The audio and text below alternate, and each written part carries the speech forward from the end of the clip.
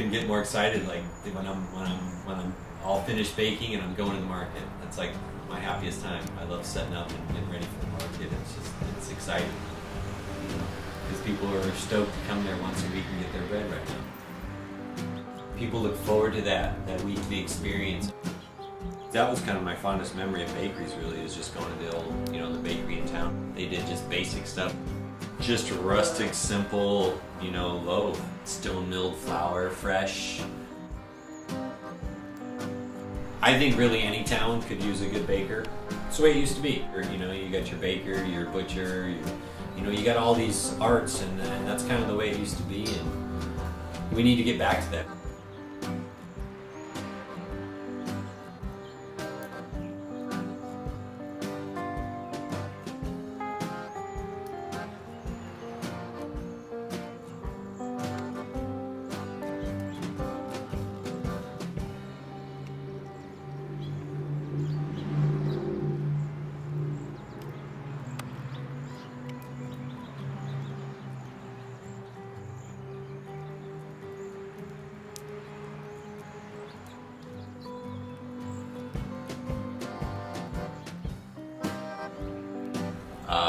Touching the dough is just a really cool experience. Like it's this alive mass that's just really cool. So it was pretty eye-opening. I don't know, just kind of fell into it.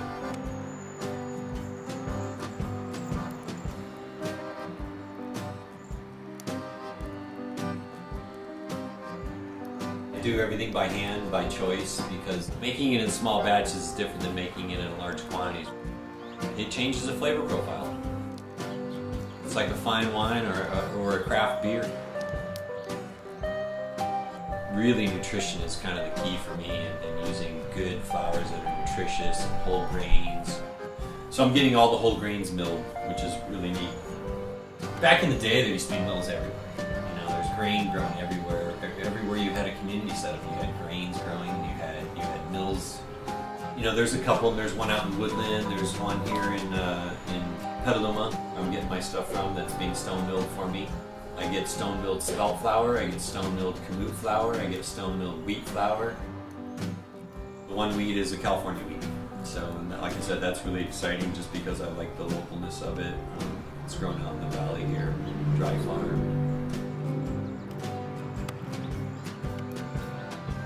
It's kind of what's called a white oven.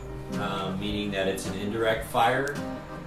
It's chemistry, it's time and temperature, and you're manipulating that.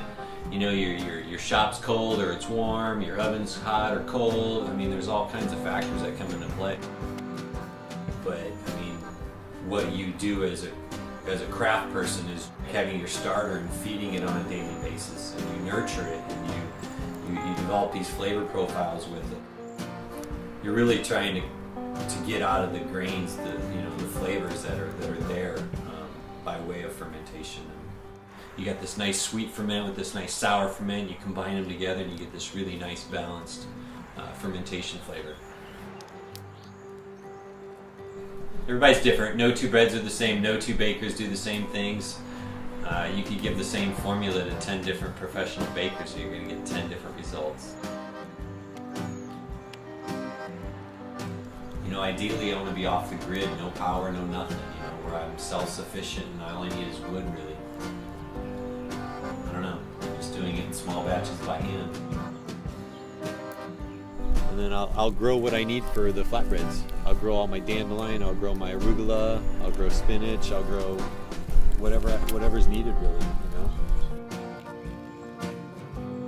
I just continue to learn and see new things all the time, and do the competition process, which really pushes me. So I just have a drive for perfection, for quality, integrity. I just want to put in the time to it because I enjoy it.